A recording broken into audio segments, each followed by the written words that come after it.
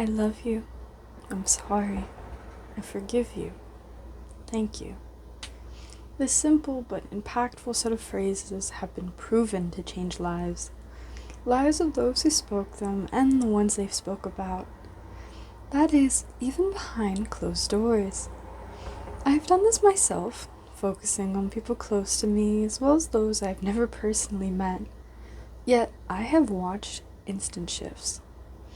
Within days, within 3, I watched someone shift their behavior 180 to a completely kind and apologetic view.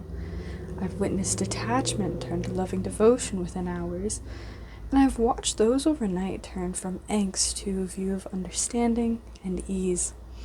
Genuine peace they claim they don't understand, that which has never happened in their life. These are shifts sometimes described by the people to me personally to be life-altering. Their reality feels different, weird, off, but in the best of ways. These are claims I have personally had after doing this with someone in mind. I have gotten these confirmations also by those who are around the person of interest, that they're acting out of their ordinary and maybe no longer as hostile or defensive. I've even gotten claims of substantial attitude changes, like intentions being genuine and actually following through. I have witnessed changes that have even surprised me, as just the other day, I did this silently to myself as I was washing dishes. There was some harshness and little anger in the other room, so I practiced this technique for a few seconds in my mind. Though it was like night and day. Not even a minute later, the voices softened, the environment shifted to helpfulness and open care. What changed? I thought these phrases once, maybe twice in my head. I focused on those of subject, seeing our innate connection, and it was just like that. It came, it went, it was done. It was resolved and dismissed in my mind. For that, I created the mental conclusion of peace, and physical was bound to reflect that truth. And it very well had. I continued about, my mind drifting only to notice the softness gained in the air and words. Not even a moment later. It really was instantaneous, and I advocate because it works for me personally. It's why I made this video not only encouraging it, but explaining the logic which allows for such positive, life-altering shifts. It's said this ancient Hawaiian practice is centered around inner peace and forgiveness that reconciles the mind, body, and life of the individual. Allow me to get right into why this works. I will be explaining these phrases in a specific order, in which I will also elaborate on why I see it to be most efficient. Though it has been shown it does not matter the order of these phrases. It's subjective to each perspective. Work with what makes sense for you. Just focusing on these energies in succession creates the momentum of positive change. In any case, you are tuning or bending reality by vibrationally shifting. It is a perspective shift, one causing mental, emotional, and then physical change. First, I love you.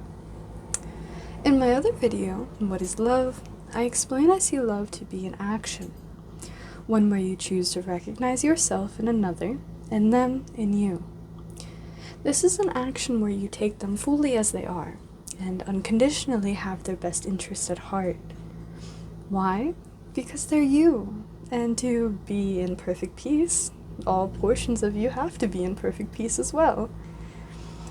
To start with this phrase is to identify yourself in and of them. They're not truly outside of you. This is not only a level of connection, but then a level of accountability. This version of them could only be compatible with your point of view if you were unconsciously and or consciously focusing on that version of them. You, somewhere, were choosing that vibration through your attention. All things are a mirror. When we encounter anything, it's our unconditional reflection. This is to show you what you're expressing, entertaining, and focusing on. This includes everything. People, circumstances, they are your reflection. By acknowledging your role in actually being and creating them, aka vibrating as their presented frequency, you see you've matched and are viewing this film choice. It was only ever a vibrational attunement. This takes your power back, as it's not special or personal to get that version of reality. It's just another version of you, your infinite potentials played out. It allows true connection with self, with what some would label as source or God, the I am. But this is really just encompassing the unified being that is all things. In connecting and operating out of your unified state, you have recognized you are playing the role of them or it.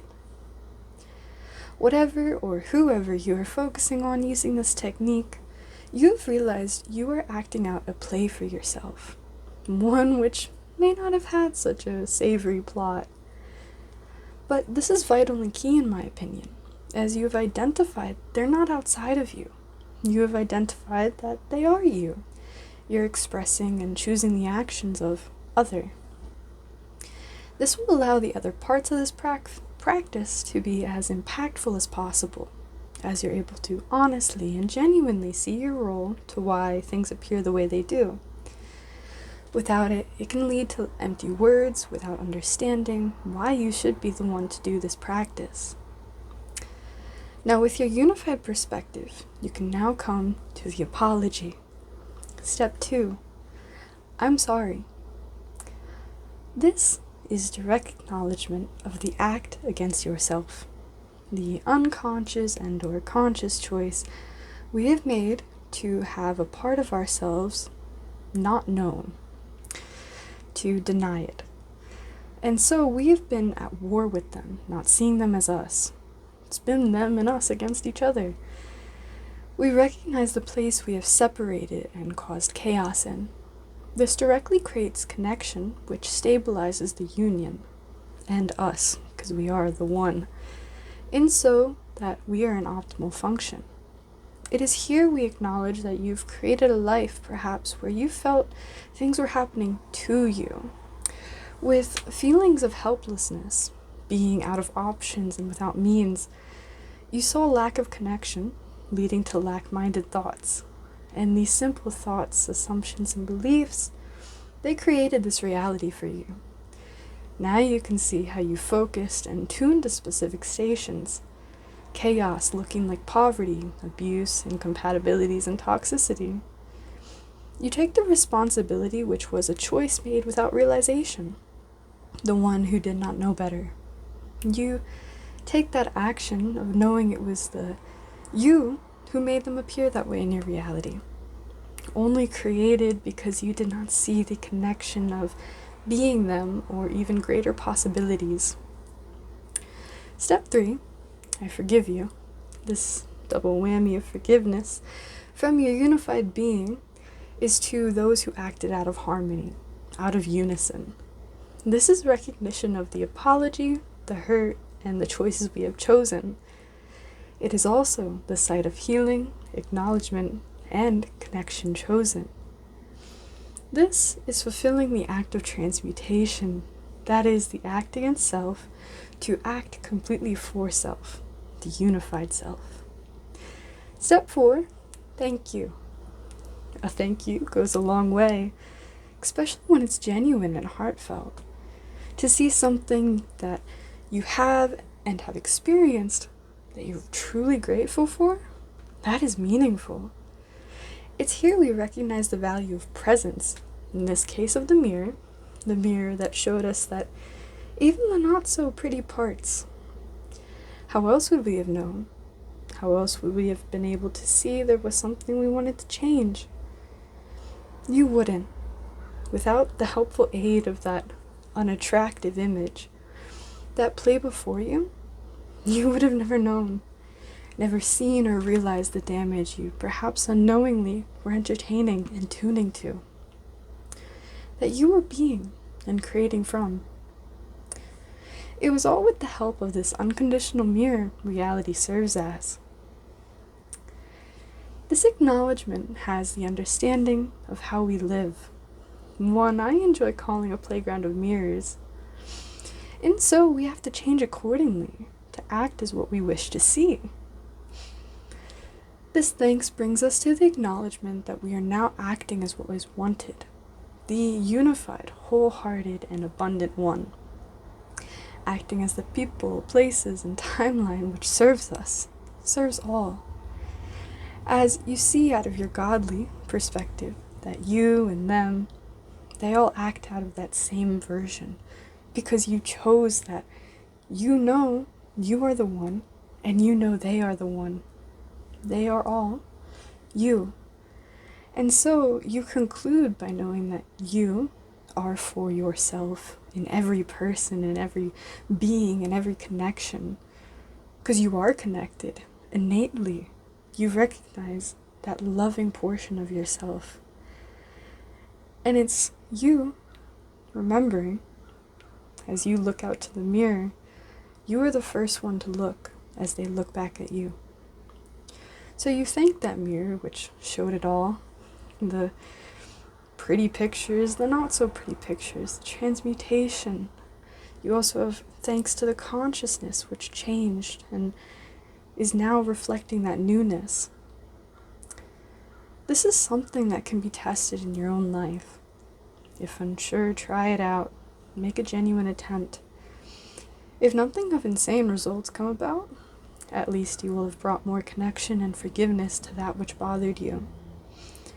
This is something to use when paying attention to those things in your life which you see as chaotic. Whether it's close people, things, or circumstances, perhaps people connected to those you know, or the entire human population. It's not limited. It's just a process of focusing on what you view to be causing resistance and unhealthy times. A focus which acknowledges and sees the value of even the chaos presented. This will form new brain formations, new neural pathways, and updated assumptions. And, at the very least, it will be an emotional regulation, if not an entire reality shifter. It's impactful to say these words and mean them. It's powerful to understand the depth they carry. Combine this wisdom and know it's already done. You will watch heaven on earth unfolding before your very eyes. Much love. Have a good one.